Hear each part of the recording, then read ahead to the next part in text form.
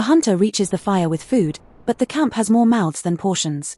Every face turns toward the bundle, because hunger has made the evening silent. The hunter carried the risk, yet the child beside the fire cannot hunt at all.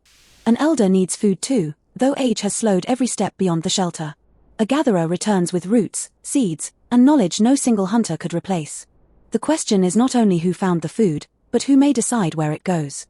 Did the hunter own the meat, or did the camp already have a claim upon it? No written rule survives, and no Ice Age witness can explain the final decision.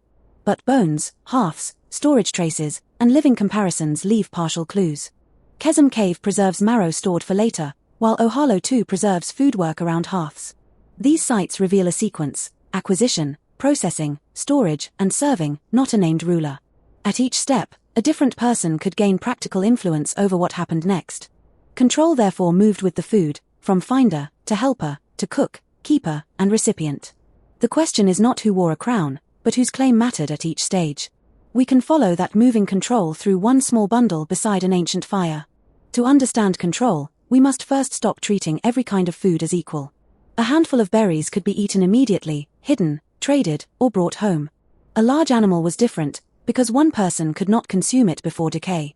Size, spoilage, distance, and effort shaped who could claim each resource.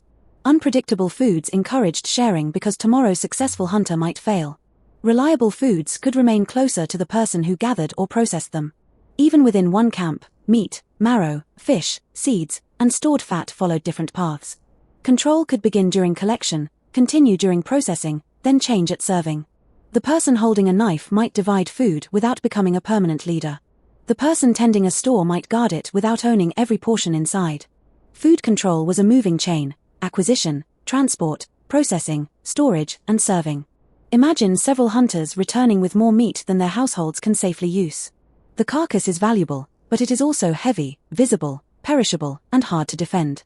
Transport requires many backs, while cutting requires tools, time, and practiced hands. Once others help carry and butcher the animal, ownership becomes harder to define. One person may have struck the final blow, but many people made the food usable. The kill therefore rested on a network of work that began long before the hunt. Large packages also attract demands, because everyone can see that surplus exists. Refusing every request could protect one meal while damaging future cooperation. Sharing can spread the risk of failure across many hunters and many separate days. When one hunter fails, another may succeed. Over time, the flow can reverse repeatedly. Researchers call this risk pooling, though ancient people needed no formal term for it. The mechanism works only when memory, trust, and repeated contact connect the participants. So the largest prize may also have been the food least controlled by one individual. Sharing is often described as generosity, but it can also function as practical insurance. People can remember patterns instead: who helps, who refuses, and who always disappears. Modern forager studies document sharing with relatives, neighbors, friends, and non-relatives. These observations are useful analogies, not direct recordings of Paleolithic behavior. But insurance has a hidden cost. Successful producers may feel constantly exposed to claims. If every return triggers demands, the hunter cannot reserve much for a partner or child. Some societies answer with strong sharing expectations, others protect household portions. The exact balance depends on ecology, storage, group size, and the danger of isolation. When food was uncertain, security depended less on possession than on reliable access. The final hunter may not have been the only person allowed to distribute the carcass. In some documented societies, claims follow ownership of the weapon rather than the strike. Elsewhere, the hunter's household receives favored pieces before wider distribution begins. These examples prove variation among living peoples, not one Ice Age rule for all. Archaeology can reveal cut marks and transport choices, but not spoken claims around them. Even age and sex are difficult to connect securely with specific tools or hearth positions. The camp may have relied on custom rather than a single authority giving commands. An elder might remember precedent, while skilled processors controlled the practical sequence. Caregivers could speak for children, and hunters could defend claims based on dangerous labor. Visitors might receive food to preserve an alliance, exchange news, or create future access. A respected person could influence division without holding permanent political power. Control may have shifted from hunter to butcher, from butcher to cook, then to household. The central question is not who ruled the food, but whose claim mattered at each stage. Big meat leaves dramatic bones, but daily survival often depended on quieter foods. Roots, seeds, nuts, shellfish, fish, insects, and small animals could arrive in smaller loads. These foods were often collected, processed, or eaten through different social routines. That privacy could give the collector more control over timing, sharing, and storage. Yet processing could still require cooperation, especially for grinding, drying, or cooking. Such evidence shows planned work, but not whether each portion belonged to one household. Small foods may have fed children during the day before any shared evening meal. They may also have supported hunters, elders, and craftspeople performing other tasks. Control was therefore not simply male hunters against female gatherers, a modern stereotype. Different people could collect, process, guard, and distribute different resources together. The camp's true food system was probably wider than the bones that survive most clearly. When food is scarce, distribution becomes a decision about bodies, work, and future survival. A child has little immediate production, yet losing a child ends years of collective care. An injured hunter cannot contribute today, but recovery may restore valuable skill tomorrow. An elder may eat less than an adult worker while preserving knowledge no tool can store. Pregnancy, nursing, illness, and cold exposure also change how much energy a body needs. We cannot assume every camp ranked these claims in the same order or even discussed them. Several principles could operate at once, creating compromise rather than perfect equality. A larger worker might receive more because the next day's travel demanded greater energy. A child might receive protected food because dependence created a strong social obligation. An elder could control knowledge of stores or seasonal places without controlling every meal. Caregivers may have redirected portions inside households after public distribution ended. Archaeology rarely preserves these final transfers, especially foods that left no durable trace. So the order of eating remains largely unknown, even when the menu itself is reconstructed. Food control also depended on what happened when someone asked and the holder said no. Some modern mobile foragers practice demand sharing, where visible resources invite claims. The system can limit hoarding without requiring a chief, court, or formal punishment. Stories, teasing, criticism, and public attention can enforce rules without physical violence. A boastful hunter may lose prestige if success is treated as luck rather than personal greatness. Reducing arrogance can keep cooperation stable when no household succeeds every day. But ancient camps may also have protected privacy, special portions, or personal stores. People can share widely and still recognize ownership of tools, clothing, containers, or food. The boundary may shift when scarcity becomes severe and requests become harder to refuse. Conflict could end in compromise, departure, camp division, or damage to a long alliance. We have no transcript of these arguments and should not invent one as established fact. Yet social memory is a reasonable mechanism wherever repeated cooperation carries survival value. The person controlling food was also being watched by the people they might need tomorrow.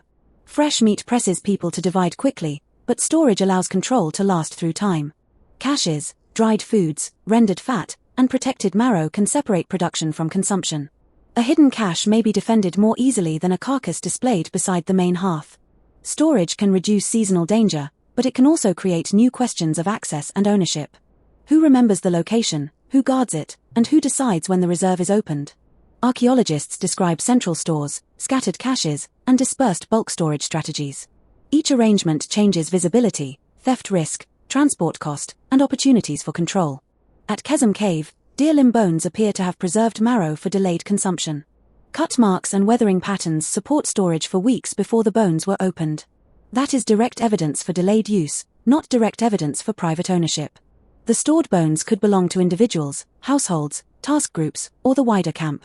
Still, delayed consumption proves that food decisions extended beyond the moment of capture.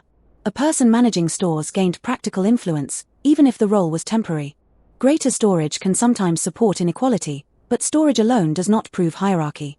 The safest conclusion is that preserved food expanded both security and social negotiation. The hearth was not only a stove, it organized light, warmth, work, conversation, and distance. Food placed near a central fire became visible to everyone occupying that shared space. Separate hearths could mark households, task areas, repeated visits, or different activity times.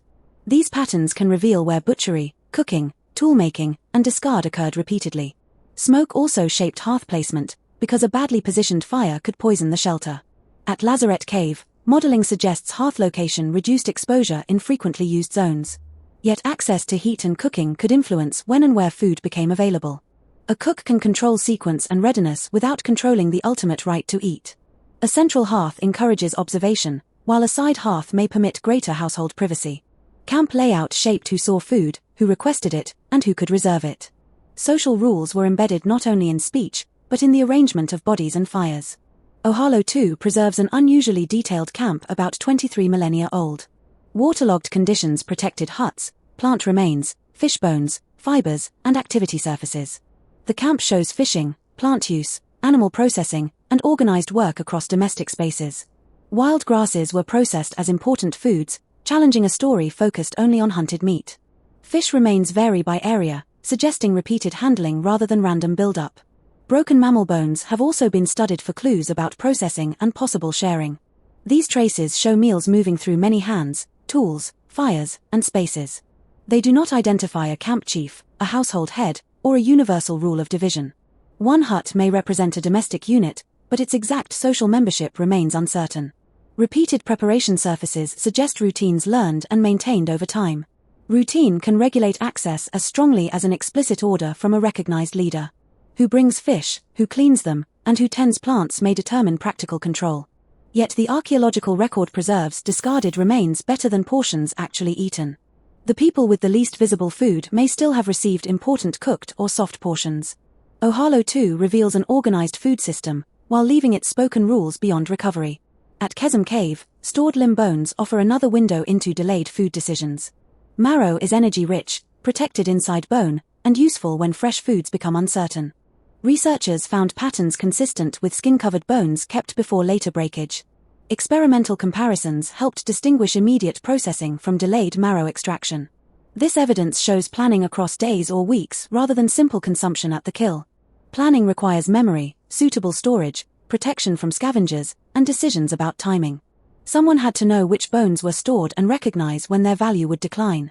That person may have held knowledge rather than exclusive ownership of the reserve. Opening the store could be triggered by hunger, weather, travel, or the arrival of others. A reserve creates temptation when scarcity makes hidden calories deeply important. Still, no cut mark reveals whether the marrow was divided equally after opening. Nor can the bones tell us whether children, hunters, or elders received priority. The direct evidence is storage and delayed processing. The social interpretation remains cautious. This distinction protects the story from turning material traces into imaginary laws. Food control existed, but its exact office, title, and boundaries remain unknown. Food could also move beyond the household when separate groups gathered or visited. Large aggregation sites show that mobile communities sometimes met in greater numbers. Quran 4 preserves huts within a major gathering place about 20 millennia old. Such gatherings could support exchange, courtship, information, ritual, and shared work. Feeding visitors may have created alliances, obligations, or future access to distant resources.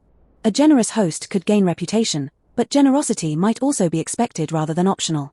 Guests could arrive with food, tools, labor, news, or promises that balanced the immediate cost. Again, archaeology identifies gatherings more securely than the exact etiquette of a meal. Long-distance materials prove connections, but not whether every transfer occurred during feasting. Still, food is a plausible medium for turning strangers into trusted partners. The camp's controller might therefore release stores for reasons extending far beyond hunger. One meal could support marriage ties, migration routes, trading partners, or emergency refuge. Withholding everything might preserve calories while closing the social roads a group needed. Control involved judging not only present mouths, but the future value of relationships. A successful food system linked the central hearth to people beyond the visible horizon. The evidence rejects one simple answer, that a single chief controlled every portion. Modern foragers are not living fossils, and their practices cannot be copied backward unchanged. Sex does not map neatly onto hunting, gathering, processing, ownership, or political authority. Age, skill, kinship, household, friendship, and reputation may matter as much as gender. A central storage area does not prove communal ownership, and a hidden cache does not prove wealth. Unequal portions do not automatically reveal oppression. Bodies and tasks have unequal needs. Equal portions do not prove equal power, because control may operate before or after serving. Even a beautifully preserved hearth captures only a fragment of one camp's repeated life. Words, gestures, promises, arguments, and quiet acts of care usually vanish completely. The evidence supports cooperation, planning, storage, processing, and spatial organization. It permits cautious models of risk sharing, demand, reputation, and household claims. It does not reveal a universal constitution governing food in the Ice Age. The honest answer must remain flexible, local, and aware of what the ground cannot say.